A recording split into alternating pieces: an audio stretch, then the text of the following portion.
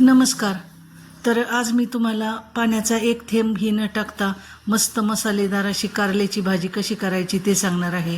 तर एकदम super tasty लागते ही भाजी आणि ज्यांना कारलं आवडत नाही तेही आवडीने खातील अशी ही भाजी आहे. तर त्यासाठी ही मी कारली चिरून घेतलेली आहे. तर एक चीर देऊन कारल्याची फोडी करून एक चीर देऊन त्यातल्या मधल्या बिया वगैरे अशा काढून घेतलेल्या आहेत. तर आता ह्या फोडींना आपण हळद आणि मीठ चोळून घ्यायचं आहे. तर ह्या फोडींना आता आतून सगळं आपण हळद आणि मीठ मिक्स करून असं चोळून घेतलं छान. तर सगळ्या फोडींना असं मीठ लावून मीठ चोळून घ्यायचं सगळीकडे.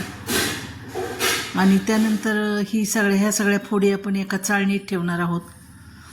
तर ह्या फोडी सगळ्या अशा चाळणीत ठेवल्या आणि इकडे एका पातेल्यात पाणी उकळायला ठेवले आणि त्यावर आता ही चाळण ठेवून आपण ही कारली छान वाफवून घ्यायची आहेत. तर आता ही कारली वाफवायला ठेवली, त्यावर झाकण ठेवायचं आहे आणि 10 ते 15 मिनिट याला छान असं शिजवून घ्यायचे. शिजले की नाही ते चेक करायचं. तर इकडं वाटण काढले तोपर्यंत.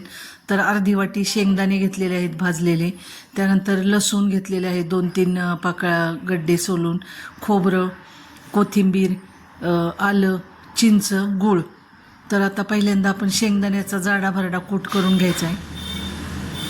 त्यानंतर शेंगदाण्याचा कूट झाल्यानंतर खोबरं, आलं, लसूण हे वाटून घ्यायचे आणि त्याच भांड्यात परत आपल्याला चिंच, गूळ आणि कोथिंबीर घालून हे वाटण पाणी न घालता छान असं वाटून घ्यायचं आहे दरदरीत.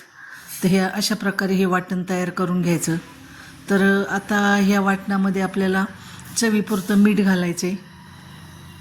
तर चवीपुरतं मीठ घातल्यानंतर आपण त्यात घरगुती काळा मसाला, तो पण तुमच्या आवडीप्रमाणे कमी जास्त प्रमाण करा, तिखटाचं प्रमाण.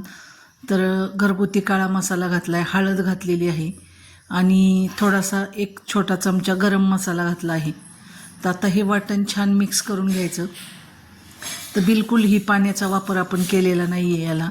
अगदी ज्या कोथिंबीर आणि लसणाचा ओलसरपणा असतो त्यातच हे वाटण वाटले. तर आता एका कढईमध्ये 1 चमचाभर तेल घालायचे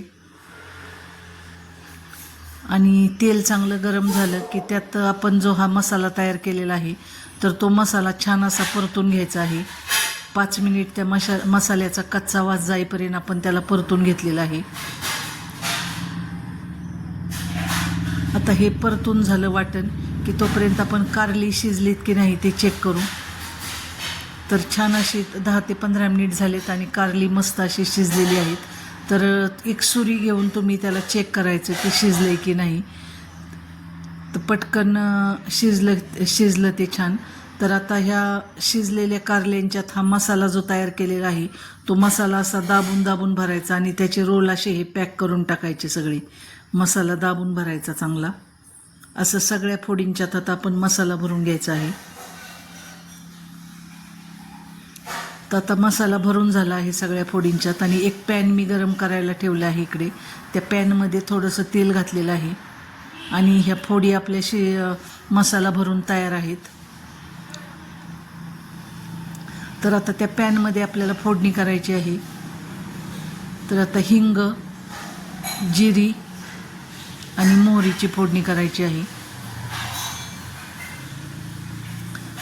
तर मोहरी छान तडतडली की अशी थोडीशी हाताने पसरून घ्यायची सगळीकडे, म्हणजे सगळ्या फोडींना ती फोडणी लागेल. तर आता हे असं पसरून घेतले आहे आणि त्यात अशा ह्या फोडी ठेवायच्या आहेत पॅनमध्ये. एक एक करून असं थोडं अंतर ठेवून ह्या फोडी ठेवायच्या आणि त्याच्यावर झाकण ठेवून 5 मिनिट त्याला वाफ येऊ द्यायची परत. आणि 5 मिनिटानंतर ह्या फोडी आपण उलटसुलट करत राहायचं. असं 2 ते 3 वेळा करायचं. तर कारली अगोदरच शिजलेली आहेत पण थोडंसं असं क्रिस्पी होण्यासाठी आपण हे असं उलटं पालटं करून मस्तपैकी असं मसाला कारलं तयार आहे. तर ही रेसिपी तुम्हाला कशी वाटली नक्की सांगा आणि अशाच व्हिडिओसाठी आपल्या चॅनलला फॉलो करा. धन्यवाद.